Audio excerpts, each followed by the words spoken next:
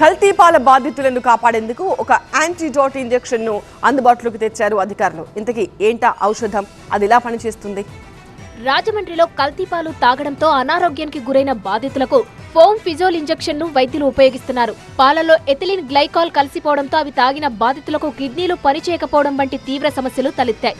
దీంతో బాధితులకు చికిత్స అందించేందుకు ఈ ఇంజెక్షన్ యాంటీడోస్ గా పనిచేస్తుంది. దీంతో విష పదార్థాలు ప్రమాదకర ఆమ్లాలుగా మారకుండా ఆగిపోతాయి. ఎథిలిన్ గ్లైకాల్ కారణంగా శరీరంలో తలెత్తిన సమస్యలను నివారించేందుకు ఈ ఇంజెక్షన్ చాలా ఎఫెక్టివ్ గా పనిచేస్తుందని వైద్యులు చెబుతున్నారు.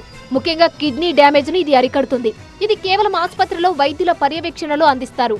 రోగి ఆరోగ్య పరిస్థితులను బట్టి డోసులు నిర్ణయిస్తారు. ఫోమిఫిజోల్ అనేటువంటి ఒక డ్రగ్ ఇలాంటి వాటికి సమర్థవంతంగా పనిచేస్తుంది అనేటువంటి మాట దీంట్లో ఎక్స్పర్టైజ్ ఉన్నటువంటి మన రవిరాజా గారు సజెస్ట్ చేశారు.